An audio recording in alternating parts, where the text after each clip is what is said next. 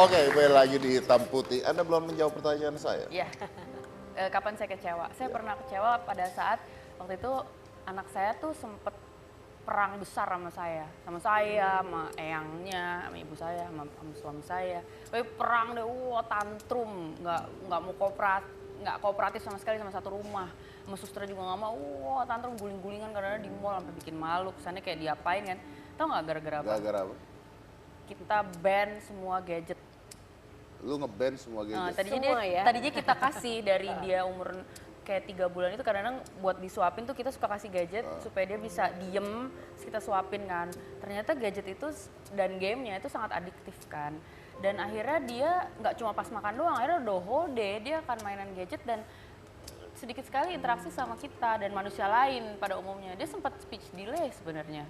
Oh. Jadi akhirnya kita berkonsultasi sama kayak dokter tumbuh kembang dan ternyata kita apa pembuatnya dan sebagainya. dan rekomendasinya adalah coba deh gadgetnya. Tapi sekarang sudah boleh lagi. Sekarang benar. Ya aku cerita dulu ya. Jadi pas gadget diambil, ada perang segala macam gitu 2 minggu rewel segala macam, malu gitu kalau dibawa ke tempat umum. Tapi aku ngerasain sendiri hasilnya dia nggak pakai gadget jauh banget perkembangannya. Maknya pakai gadget? Enggak.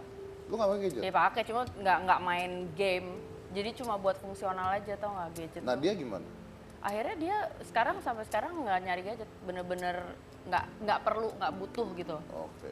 Jadi paling TV aja nonton gitu, tapi itu juga dijam-jamin. Dan sekarang dia pertumbuhannya lumayan normal, jadi speech delay udah nggak ada lagi. Jadi udah jadi harus ada yang cerewet, dikurangkan untuk karena ada masalah tersebut ya, harus ada yang dikurangkan. Oke, saya mau fokus ke pertanyaan dulu sebentar. Tadi kan bicara tentang ibu tangguh nih. Nah, definisi ibu tangguh buat dia apa? Sebenarnya definisi ibu tangguh tuh yang kalau aku lihat sama seperti kampanye yang dilakukan oleh Baygon ya. Aku tuh setuju banget sama kampanye Baygon karena aku percaya banget juga bahwa ibu tangguh itu bagus sebenarnya buat anak-anak kita. Ibu tangguh tuh definisinya adalah ibu yang berani ambil keputusan yang tegas. Yang kayak tadi ya, yang dia lakukan ya. Keputusan yang tegas yang walaupun kadang-kadang nggak selalu jadi hal yang disukai oleh anak-anaknya. Tidak difavoritkan sama anak-anak. Jadi nggak difavoritin sama anak-anak, cuma itu tetap for the better good gitu. Kayak gitu. Jadi ibu yang berani mengambil keputusan yang tegas. Ya, karena kadang-kadang nggak favorit loh putusan tadi loh Mas Dedi. Jadi esensinya ibu tangguh justru di situ. Nggak khawatir, nggak takut untuk dijauhi anak, dianggap terlalu tegas gitu misalnya. Just karena tadi. Simply kayak training anak untuk mau duduk di car seat setiap kali di dalam mobil. Kan anak di Indonesia kan nggak terbiasa kan. Sementara kalau kita di Amerika kan harus car seat, harus semua seat belt kan. Itu kan perangnya sama kita 2 bulan. Iya gitu loh. Cuma ya kuat-kuatin karena ini buat keamanan mereka kok, buat security mereka gitu. Dan iya betul. Dan itu untuk mereka juga basicnya. Nah, apa yang membuat seorang ibu menjadi tangguh?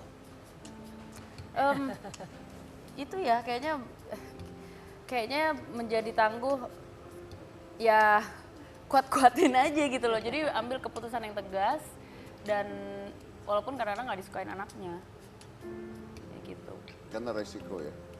Ya memang resikonya. Iya memang resikonya ya sekarang nggak terlalu deket sama anak. Tapi ya yang penting kita buat yang kebaikan kok. Gitu. Itu kalau ibu, kalau yang membuat Dian menjadi ibu yang tangguh?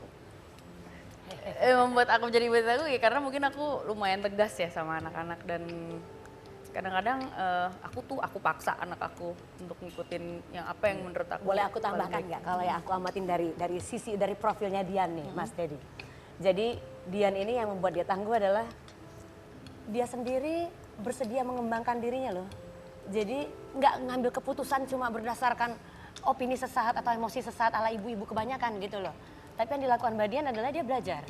Dia belajar ilmunya, dia belajar pengasuhannya, parentingnya seperti apa, kemudian tahu ini yang terbaik buat anak kira-kira makanya tadi sempat diskusi sama dokter lah dan lain-lain itu dilakukan. Aku lumayan nanya ke banyak resources yang mungkin lebih ahli. Lumayan nanya banyak resources termasuk pada ibu sendiri, maksudnya ibu Dian sendiri mempengaruhi Dian menjadi seorang ibu kan? Kalau mama aku sih jangan ditanya, itu sih tangguh banget. Jadi mama aku lumayan keras dan tegas banget ke aku produknya dia. Dan mama aku tegas karena memang dia juga orangnya dia nggak manja juga orangnya. Dia kan single mom. Dia cari nafkah, tangan jadi kaki, kaki jadi tangan buat ngasih makan aku gitu. Dan sebagai anak yang ngelihat ibunya fighting spiritnya besar sekali, sadar nggak sadar you make an oath to yourself gitu loh. Kalau bisa gue kerjanya lebih keras dan harus lebih tangguh daripada emak gue, supaya one day dia kalau bisa nggak usah Willpowermu berkembang. nggak usah segitu repotnya lagi cari duit gitu loh. Kalau bisa one day gimana caranya you provide your mom gitu kan. You provide your moms. Willpowernya growing. Dan aku percaya kalau aku juga dalam bekerja juga kayak gitu, berani kerja keras, aku nggak usah donder anak aku, kamu kalau jadi orang nanti kalau udah gede harus mau kerja keras. Kayak dia dengan ngelihat ibu bapaknya kerja keras, dia akan mau sendiri kerja keras gitu. True. It's about example. Anak melihat bukan dari omongan doang, tapi they see and it's more important ya. It's more important dari contoh yang dilihat. Makanya kalau ngajarin anak tuh susah, tapi kalau kita bisa memberikan contoh pada mereka, they can see that, they can do it. It speak louder than words. Ya. Saya biasa menyebutkan dengan monkey see, monkey do. Iya. Saya seperti itu. Oke, nah Dian, kapan dia menjadi seorang ibu, kapan dia menjadi seorang teman buat anak-anak? Seringnya jadi ibu. Jadi kalau saya jadi seorang teman biasanya kalau lagi liburan, kalau lagi weekend, kalau lagi liburan, karena kan mereka kan harus kita ajak main dong, dan mereka nggak boleh ngerasa kesendirian. They need to be constantly occupied gitu. Dan kadang-kadang kalau lagi jadi teman tuh kita jadi kayak pembawa acara gitu, kita jadi MC impromptu gitu. Lihat, wah gunungnya besar sekali ya, kira-kira ada prinsesnya nggak dalamnya. Jadi kita harus jadi anak kecil lagi dan muter otak gimana caranya kita punya daya imajinasi kayak anak kecil lagi, dan membuat perjalanan yang membosankan itu menjadi sesuatu yang menyenangkan dan kayak petualangan yang hebat. Nah itu di situ kita harus balik jadi anak kecil lagi, kayaknya sih gitu. Dibandingkan sih. ibunya main gadget, anaknya main gadget, diam di mobil ya? Jangan. Oke. Nah, kalau dalam hal belajar ke anak-anak tegas sudah pasti. Tegas banget. Tegas sudah pasti. Tapi kalau saya balik, Dian belajar apa dari anak-anak? Aku belajar bahwa anak-anak itu manusia-manusia kecil yang they are new little humans kan, yang baru arrive di kehidupan ini gitu. This new planet gitu ya. Iya, in this our planet. Mereka punya daya serap yang luar biasa, dan proses berpikir mereka tuh menarik banget karena ini lagi waktu-waktunya mereka bener-bener berkembang kan, syaraf-syarafnya, otaknya lagi expanding. Jadi bener-bener the years of pembentukan. I mean, what happens now determines their character sampai mereka gede nanti. Jadi aku bener-bener mau make sure that mereka mendapatkan segala sesuatu stimulan-stimulan yang positif yang benar-benar bisa memodalkan mereka untuk bisa jadi manusia yang lengkap dan utuh dan bisa berfungsi secara optimal secara sosial gitu loh. Itu dia. Di masa depan mereka ya. Di masa depan mereka. Oke, one last questions. Kan jadi seorang ibu yang tangguh ini nggak mudah ya. Kadang-kadang kita harus menjalankan sesuatu yang mungkin berantem sama anak-anak kita. And then waste of time, waste of energy, everything. Waktu tidur kurang dan sebagainya. Waktu tidur kurang, besok pagi-pagi olahraga capek ya kan? Heart rate naik kan? Nah, betul. Waktu tidur kurang ya kan? Waktu tidur kurang, olahraga muscle-nya nggak naik. Aduh, gimana nih ya? Capek, pasti capek. Banget. Tapi apa yang membuat seseorang harus menjadi seorang ibu yang tangguh itu kenapa? Kayaknya untuk jadi seorang ibu yang tangguh tuh lebih banyak nggak enak buat dirinya kita sendiri, karena yang pasti lebih capek ya, itu lebih repot.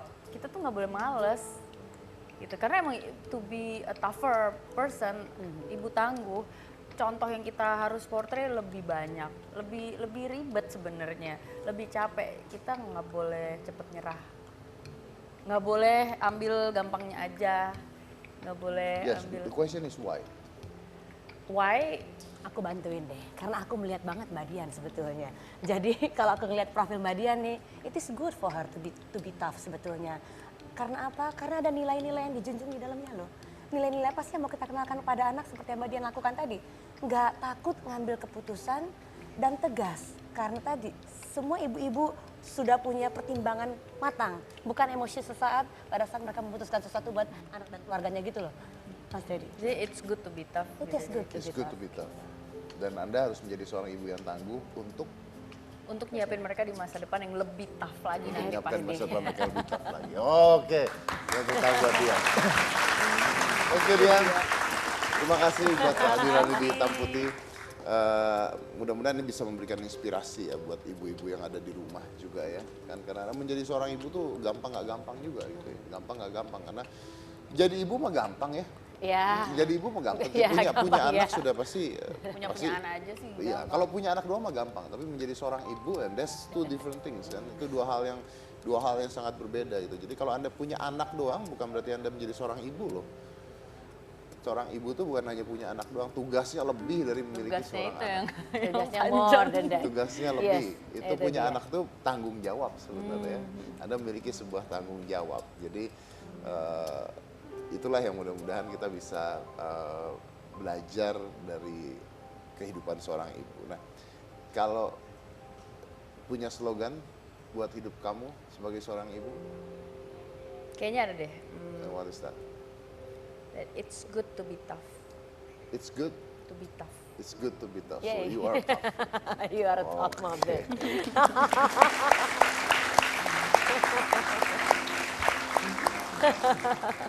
It's good to be tough. Nah, tapi ini nggak bisa diterima banyak orang loh, karena kalau bisa bicara ibu tangguh itu harus ribut sama anak-anak dan sebagainya, nggak semua orang bisa melakukan seperti itu loh. Kenapa Iya. kamu memilihnya malah konsep ibu tangguh itu bagus? Maksudnya gini, jadi ibu tangguh itu bukan berarti kita nggak sayang sama anak ya, justru karena kita sayang banget. Kita percaya bahwa kita harus nyiapin mereka sebaik mungkin untuk masa depan yang lebih menantang gitu.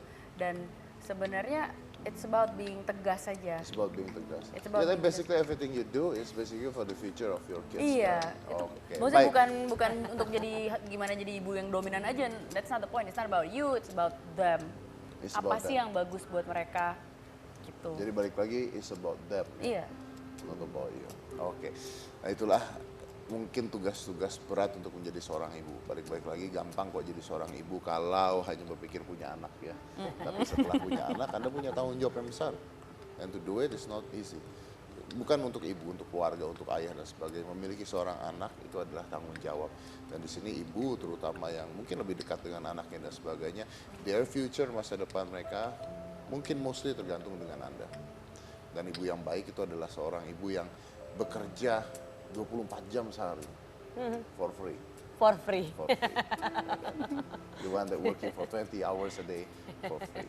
Dan mudah-mudahan ini bisa menginspirasi mereka semua. Saya dari Kobusya, inilah hitam putih. Ya, thank you